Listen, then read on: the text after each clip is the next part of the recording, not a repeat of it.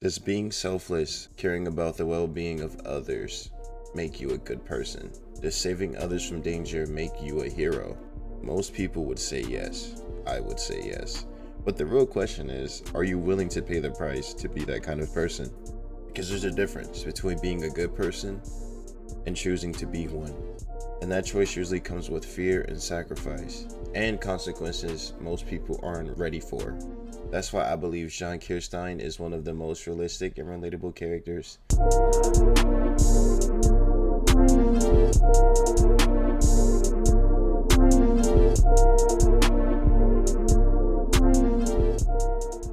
In Attack on Titan, and personally my favorite. Starting off, we all know what Attack on Titan is, right? Humanity hides behind the walls, protecting themselves from man-eating naked giant people called Titans, but humanity then finds out that beyond the wall, it's not just Titans that are the enemy, but basically the entire world. And in a world like that, the question isn't just can you survive, it's what kind of person are you willing to be in order to survive. And in a world like this, Jean starts off as someone who answers that question in the most honest way possible. And why are you here, cadet? To join the military police, sir. The best of the best. He wants safety, comfort, and stability. His goal is to join the military police so he can live inside the walls, far away from Titans, far away from death. And the thing is, that doesn't make him a bad person. It makes him normal. He's not weak, though, either. He's not incompetent. He literally places top 10 in his class.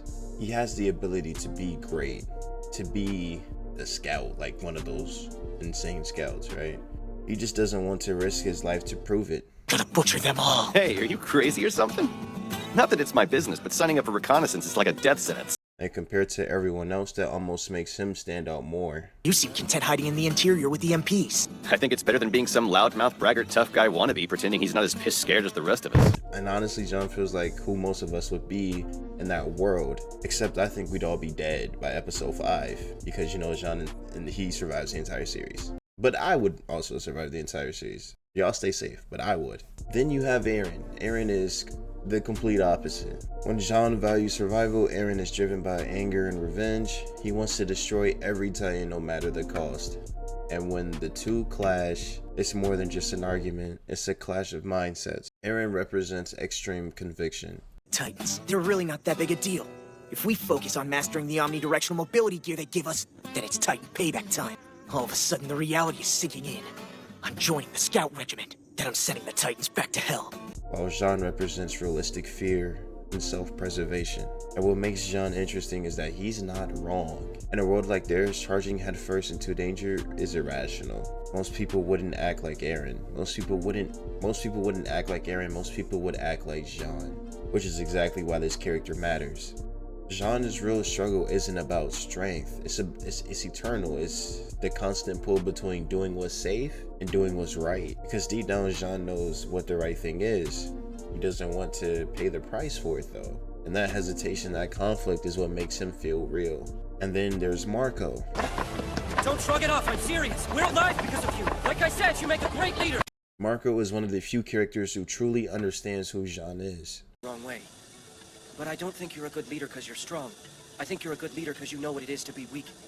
You're one of us. He sees his potential not as a fighter, but as a leader. He tells Jean that his awareness, his honesty, and even his fear are what make him capable of leading others. And that's important, because Jean doesn't see himself that way at all. To Jean, his fear feels like weakness. But to Marco, it's what makes him human.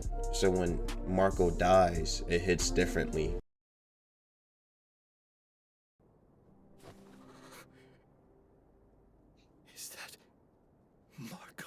It's not just the loss of a friend, it's the loss of someone who believed in a version of Jean that he wasn't ready to become yet. And what makes it worse is the world keeps moving.